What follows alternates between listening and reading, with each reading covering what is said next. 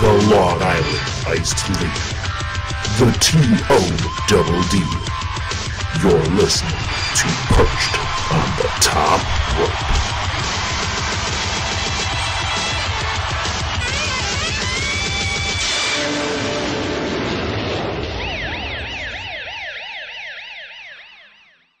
Welcome everyone to the Perched News Network on the Perched on the Top Rope channel. It's me, it's the Long Island Iced League. And joining him as usual, his most esteemed co-host, the T-O-double-D. And as you can see next to my name, we have a special guest, our mascot, Benton. Benton!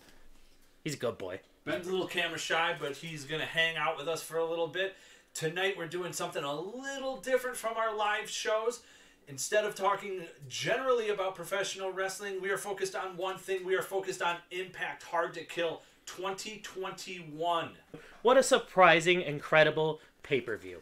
Yeah, oh, God. It started off, right off the bat, just a great match. We had Brian Myers take on Josh Alexander, and you find some little shocking details out a little later. We'll talk about that when the time comes. But, this was a good first match to, have as a pre-match before the pay-per-view. Definitely. It was a big change from the normal pre-show matches that you get in WWE before pay-per-views. Those tend to be matches that people don't care about. They tend to be matches that Vince just kind of throws together for whatever reason. But, there's actually good storyline developing with this whole Brian Myers thing, because when he debuted, it's almost like he carried on his character from WWE, that like he was made out to be a joke. He was made out to be somebody that can't win. That character actually carried over into his debut in Impact Wrestling, but they've been slowly like improving on it to the point where he's picking up these victories. He's getting better, and they're taking what his actual character was before from another company, and they're evolving it. And you don't see that much these days. The only kind of comparison I can make is with like Matt Hardy and his broken Matt Hardy stuff. You don't see many companies carry on a similar storyline or characteristic that a wrestler already had from a different company, and I like what they're doing with Brian Myers.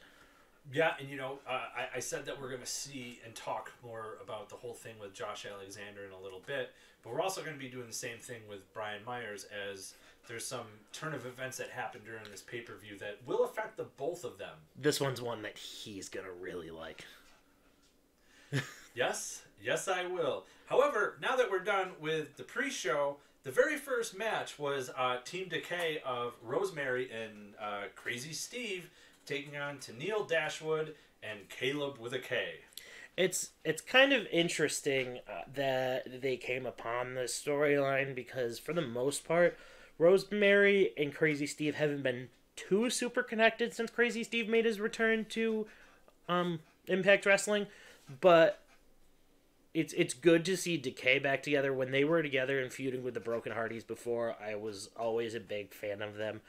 The only thing that gets me about this match is I really don't know what they're doing with Tennille Dashwood. They've been kind of having her in these random storylines that don't really benefit her character. I would almost consider her to be among the group of the Four Horsewomen when they were in NXT. There's those four: Sasha, Becky, Bayley, and Charlotte. But there was always Emma and Paige sitting right outside of that.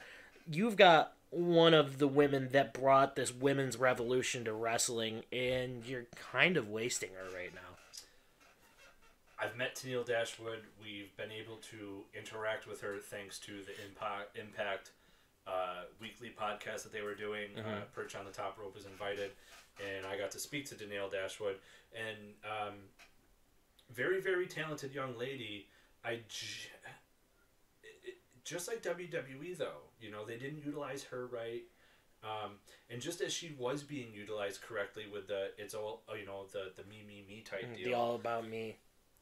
And she was doing that in WWE a little bit, and then they let her go. Like I said, great worker, great on the mic. Incredible wrestler. The thing with Caleb with a K, I understand his shtick, but I don't still understand why they're like paired together. It was a great intergender wrestling match, though, which we don't really see much of these days. It just lacked storyline content for me. Yeah, when you have a pay-per-view that was just also last week, like I said, you don't get a lot of time to build things. Right.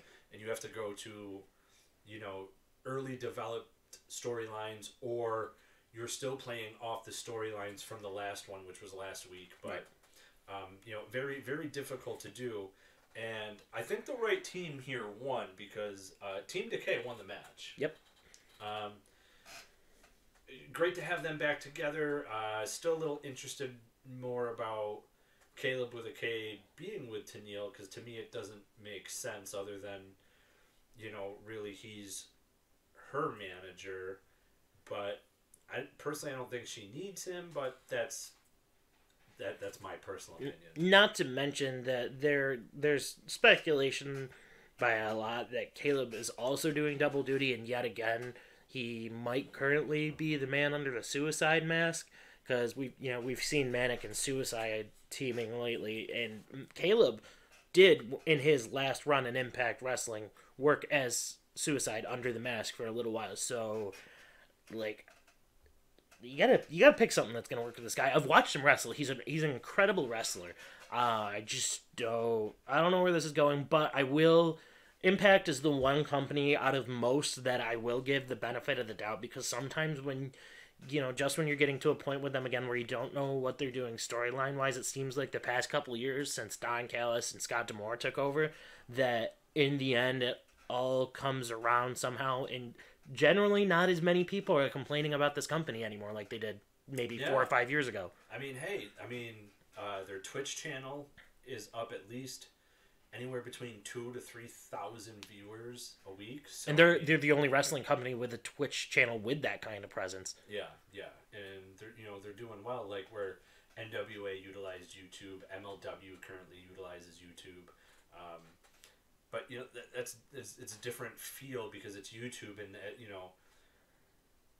the ratings and stuff like that. At least here with Twitch, they actually play a factor into that. Right, because you can actually see the numbers with that. And you're also catering to an entirely different group of people. It's 2021, last year was 2020. COVID-19 has been a big part of both years, and a lot of people, including ourselves, actually, have gotten into PC usage, have gotten into gaming usage, which means that there are more people on Twitch now than ever.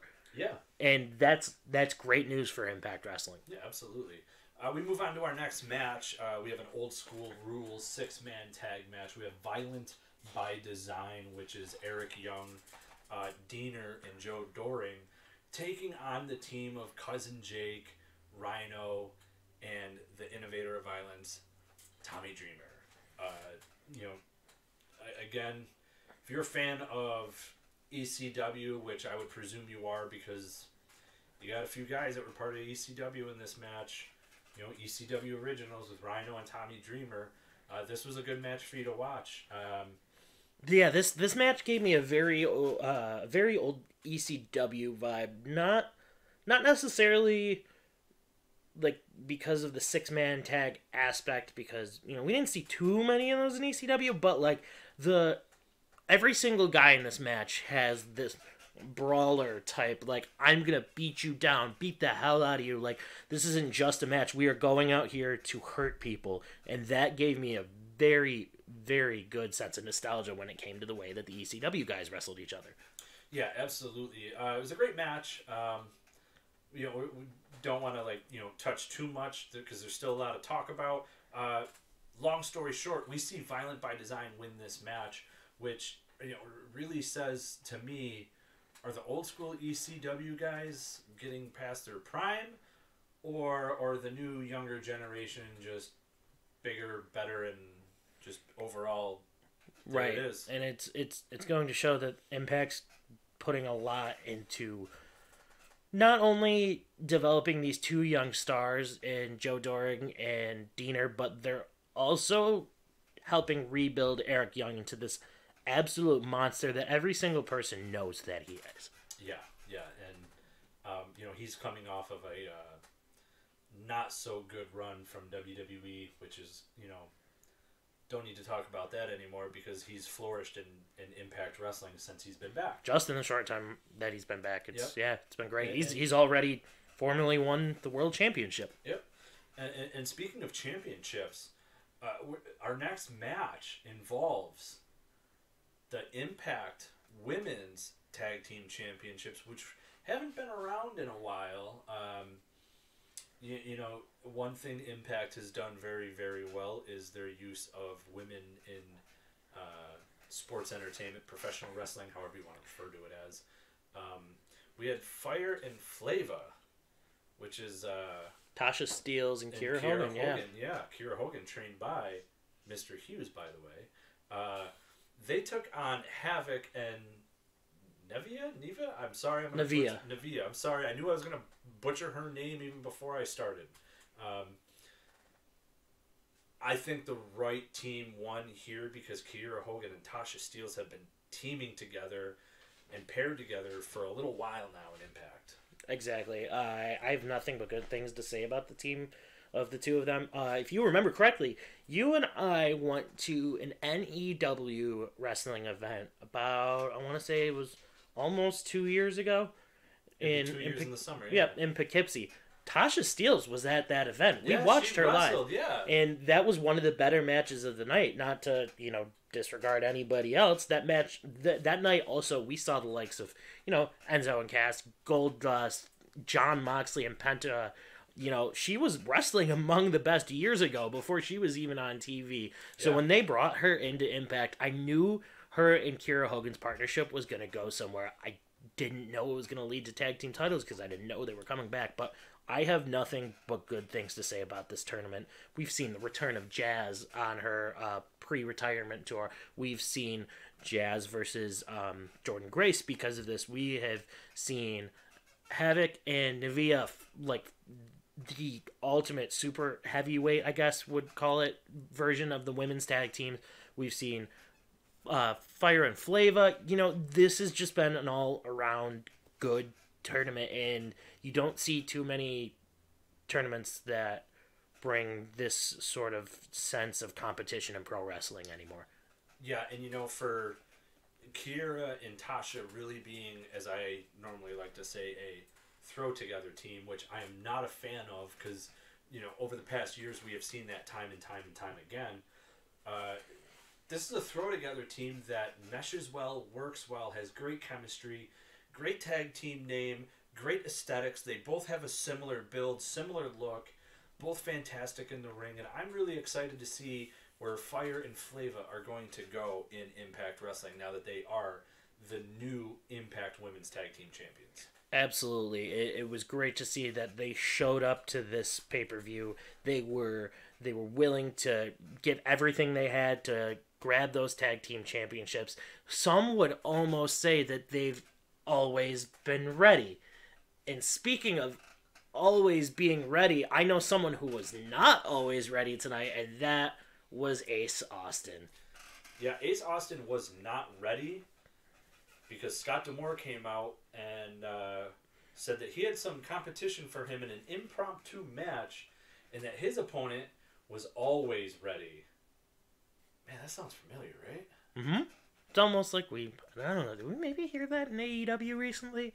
Yeah, isn't that the same guy that goes, woo, woo, woo, you know it?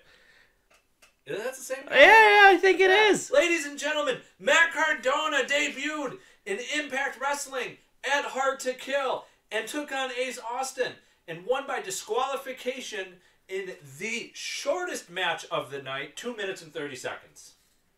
I'm going to let you handle this one because we all know that former Zack Ryder is your favorite, one of your favorite current wrestler, at least. That's why I'm the Long Island Iced Lee. Exactly. Your nickname's after him. Lee, take the floor with your thoughts. So, the five match deal or 5 appearance deal that he had with AEW was cool, and some people said, oh well, he was doing it for a t-shirt and this or that. I really think that the man missed TV, but I also think that it was really more of a tryout to really see how he would fit with AEW. Right. I don't know if that'll ever be known or talked about. It's just my personal opinion and how I feel that that's what was going on. Just like Brian Myers, Matt Cardona is one of those guys that carried things over. he did change things up. He still carries an internet championship. He just changed the looks of it. He still comes out with the same kind of style ring gear, still the same move set, still the same attitude, always ready, which he was saying back, actually, like in WWE, that he was always ready. They were using that as their tag team hashtag for a while. Yeah, so, we're seeing, similar builds with these, wrestlers, as now he's going by his real name. I can't say that. I can say formerly known as Zack Ryder, but he's using his real name. He's Matt Cardona. The mascots are at it. The mascots are running wild tonight. Oh, yeah. So this was really exciting for me as a fan of Matt Cardona, and I think it's a good fit with him with Impact Wrestling. It'll be really interesting to see if they continue anything that had been done previously with him and Brian Myers. I was actually going to say something about that. I'm almost wondering if we're going to see a tag team reunion. Maybe you see Cardona and Myers go after those tag team titles. We could, because they have had feuds with the Good Brothers. That they have. So this was an exciting thing for me, an exciting thing for everybody, because let's be honest, who doesn't love a debut, especially at a pay-per-view when you're not expecting it? Absolutely. So like now that's one of our first tie-ins. This next match actually brought a lot of interest to a lot of people. One of them being you yourself, as we had a triple threat match for the X Division Championship. Yes, we had Manic taking on Chris Bay and Rohit Raju for the X Division title, and Lee. It was an incredible match. But what really got me was at the end of it. Obviously, if you're a hardcore wrestling fan, you've known this all along, so it's not a surprise. But to the casual wrestling fan of Impact Wrestling, we saw Manic get unmasked at the end of this match, and it almost seemed like he looked a little similar to someone we've seen in the past. No, I'm not doing dabs just for the hell of doing it. It's not my thing. But one TJP was known to do it all the time. Yeah, I was going to say, wasn't he known to do this in 205 Live? Absolutely. It looks like they might be coming to the end of the Manic storyline. It looks like there's, the unmasking happened for a reason. And obviously they made it well known that it looked like TJP, so I'm starting to think that we might be seeing the end of Manic as a character in Impact Wrestling. Which will lead me to ask, what is going to happen with TJP? Because I know myself correctly when it comes to me getting news from MLW, he's signed to MLW also. Right. Who knows? So it'll be interesting to see what happens to TJP. Stay tuned on that one. We are known for always getting the press releases right from Impact. So if we do get anything on the news of TJP, Russ from Impact will let us know in an email. So if we find anything out, we'll keep everybody updated, as we always, on the Perched on the Top Rope Facebook page, you can find all of those press releases from Impact right on our page. Next match, we have the Women's Heavyweight Championship on the line, as the champion, Deonna Purrazzo, takes on Taya, who's married to somebody in WWE, but we won't mention their names. Maybe Johnny Impact? This storyline's been interesting, as they've been pitting this new dominant force of Deonna Purrazzo, who's been barreling through everybody, against Taya Valkyrie, who's arguably the most dominant knockouts champion in Impact Wrestling history. Yeah, and Deonna Purrazzo actually just won a bunch of the 2020 Impact Awards, including Best Female Superstar and things like that. Taya Valkyrie has been with the company for a while now. Absolutely. She participated in the tag team Impact Knockouts Tag Team Championship tournament. Unfortunately, things didn't go her way with her tag team partner. She's always been in the main event picture. However, Deonna Purrazzo retained the Impact Championship. This is interesting to me, because the last I knew when it came to Taya Valkyrie was that there was a lot of speculation that she was going to go join her husband over in WWE, but those talks have seemingly gotten quieter and quieter. I don't know much about it. I don't know what you know about that. I haven't heard much lately since you did either. This was this was news like 6 months ago that I had heard. Oh, that yeah. She was going to go over, but nothing happened. I don't know when her contract runs out, anything like that. But again, that's something that we can keep you updated on. This was a good match. This was actually one of the longer matches on the card that night. There was a lot of matches for a pay-per-view. Especially for an Impact pay-per-view where we haven't seen them carry on this many matches on a pay-per-view since like the TNA days. Yeah. But I think this match in particular, it seems to go with the theme that they are really trying to build Deonna Purrazzo up in the past month since she made her debut. They, WWE, even NXT to a degree, who usually doesn't screw characters over as much. And I won't say screw because I know that's not Hunter's thing that he's trying to do when it comes to characters, but still, some people get lost in the shuffle, and Deonna Purrazzo was one of them, and that never should have happened. She is one of those few people who really didn't even need to be in NXT. She should have been shot to the main roster, but, a lot of damage was done to her character in WWE, whether intentional or not, and it seems that Impact is doing a great job at reversing that. Yeah, they really are, because Deonna I feel like she didn't really get a fair shot with WWE at all, and that seems to happen quite a bit. With certain superstars that, and unfortunately she was just one of those victims. And actually in our interview that we did with Vince Russo, we kind of talk about character development when it comes to WWE and not knowing really how to develop characters.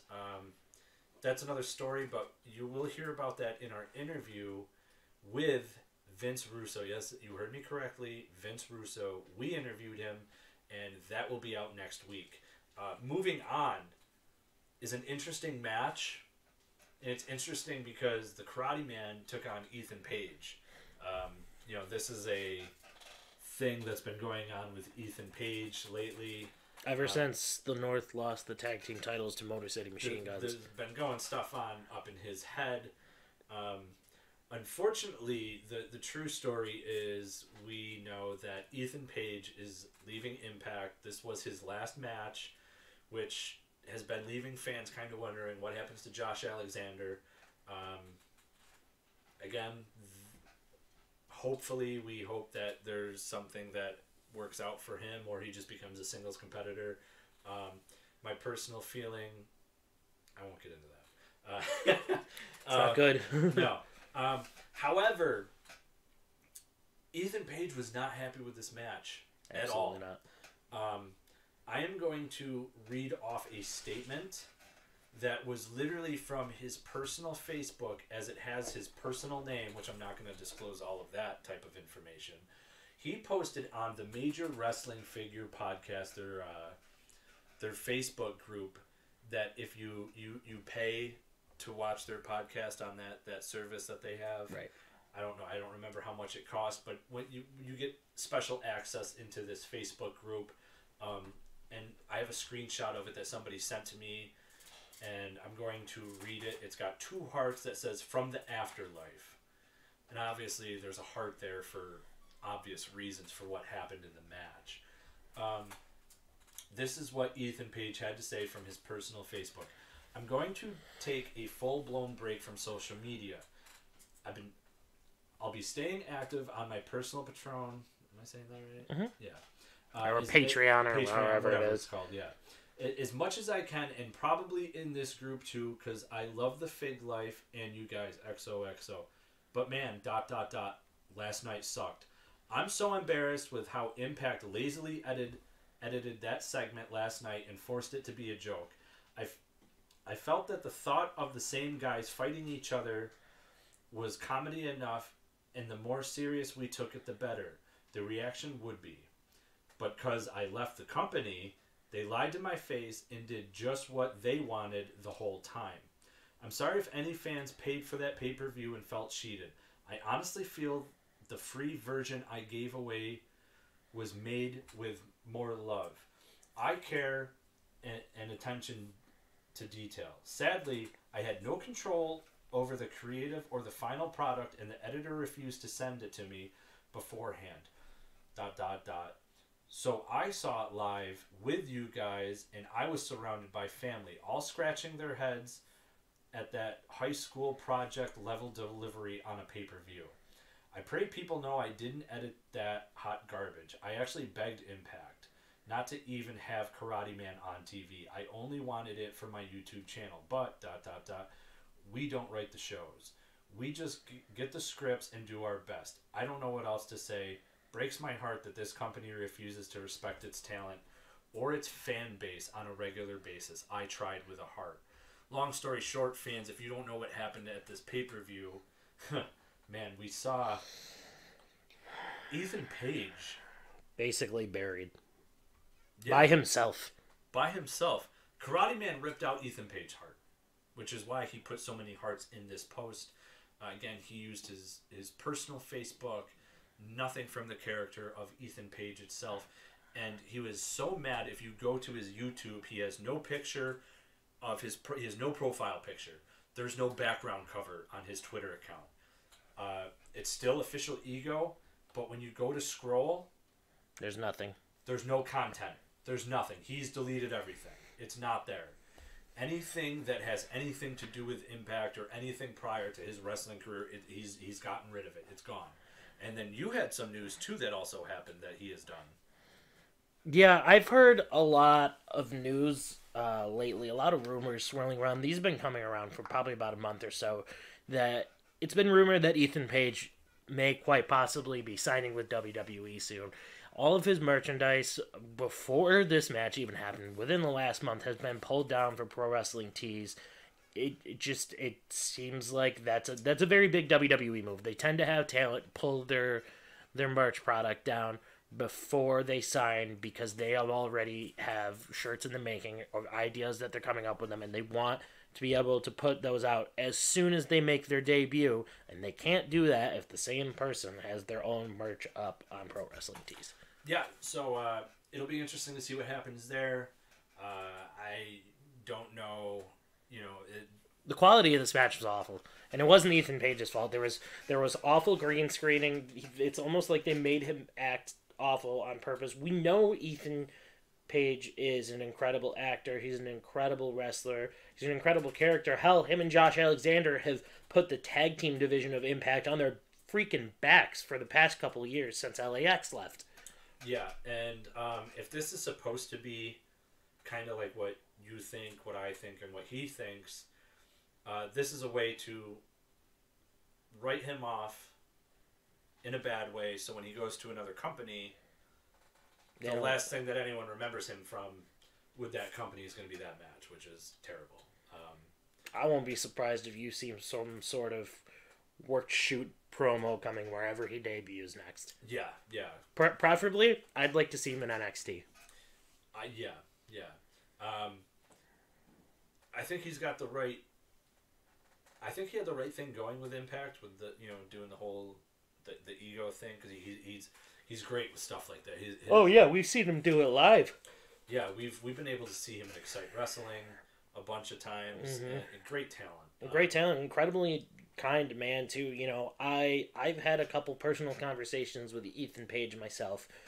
Just he was doing signings and we were in intermissions, and I've sat and talked with him before, and he's one of those incredibly kind wrestlers where like he'll let fans come up to him and just have a casual conversation with, and you can tell when he talks to you that he's putting everything into the work that he does to try and entertain the fans.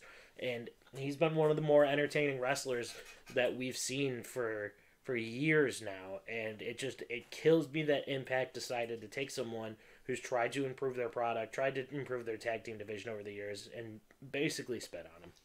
Yeah, and that's the ultimate insult that you can do to somebody, is spit on them. That's my opinion. However, we're going to make this a little more upbeat, because this was a downfall, I think, of the pay-per-view, was this match. Oh, yeah. However, we're going to get a little more upbeat, and we're going to talk about a feud that's been going on for a while in Impact Wrestling, which is Eddie Edwards and Sami Callihan. This is one of those rivalries I can just never get enough of. I know it started out a bad way a couple of years ago, the first time this rivalry started, with, the missed baseball bat hit to Eddie's eye and whatnot, but man, every single time Eddie Edwards and Sami Callihan lock up, they make magic. Yeah, and this is another one of those matches. This was known as the Barbed Wire Massacre. It's funny because this feud almost, I know we were talking about ECW earlier. This feud almost reminds me of a modern day Tommy Dreamer Sandman rivalry. Yep.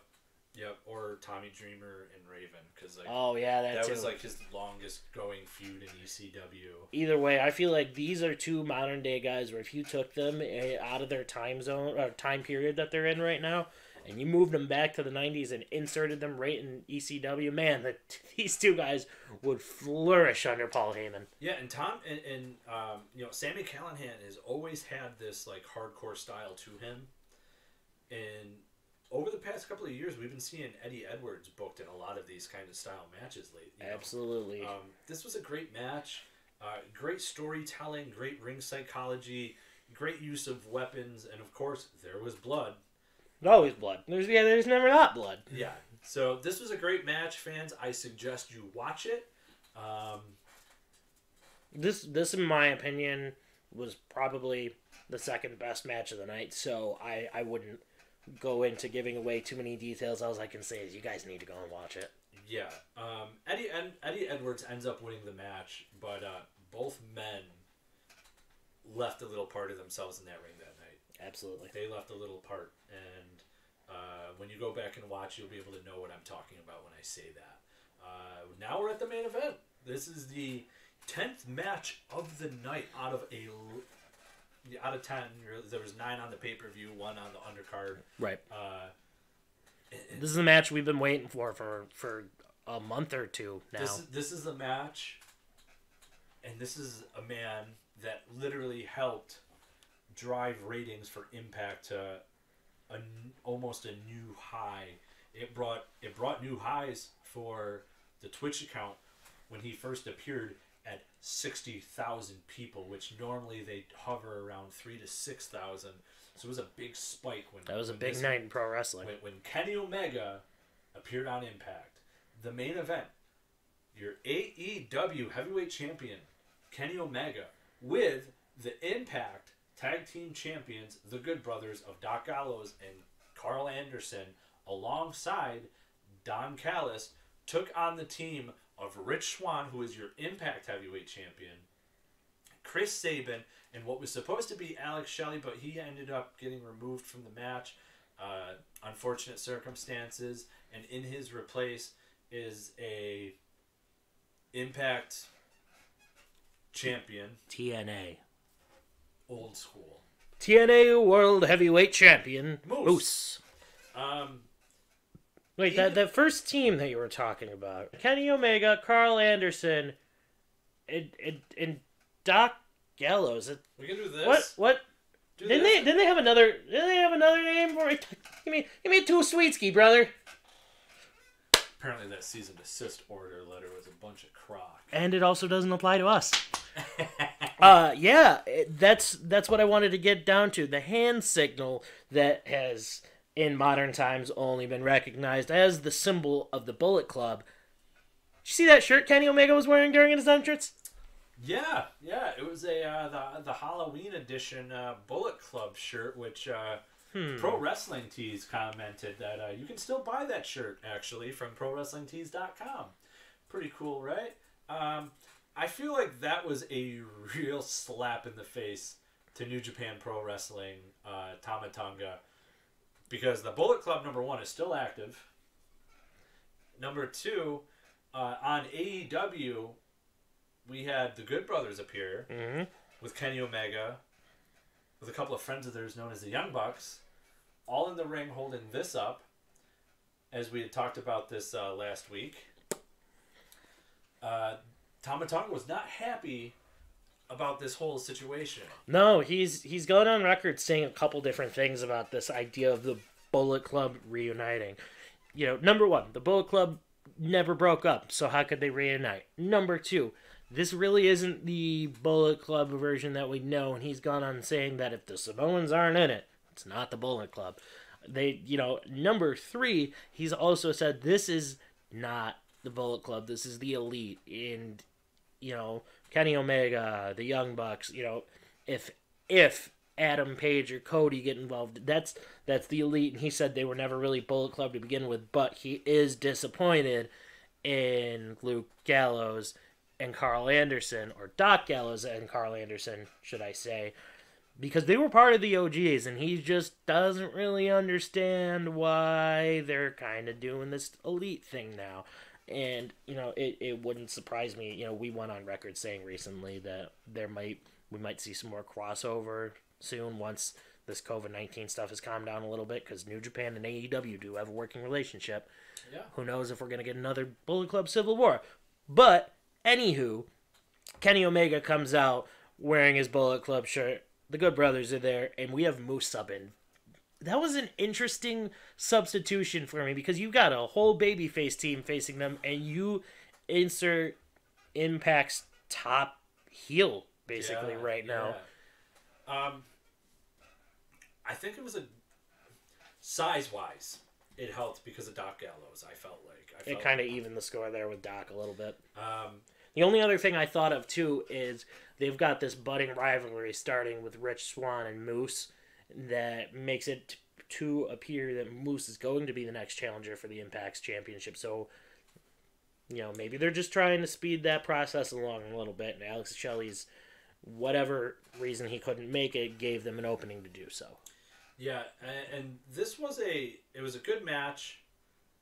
It was a great match, let's be honest. Oh, yeah, but the issue comes from the substitution with me. Nothing against Moose at all. No, nothing against Moose at all. We've interviewed Moose. He's from he played ball at Syracuse, New York. Absolutely. So. But I mean, this was almost a dream match before the substitution had to happen. Yeah, and sadly it didn't pan out that way due to Alex Shelley and the injury that's occurred. That's going on. Apparently it's not an injury and it's not COVID-19 related, but he can't discuss what it is, so I don't want to send any speculation out there. When we find out, we'll let you know. I just say undisclosed injury right deal. However, maybe we get the match down the road where where we get the 3-on-3 where Shelley's part of it, because really Moose didn't really fit the match. He did in a way, but you're going to have to watch to find out. Right.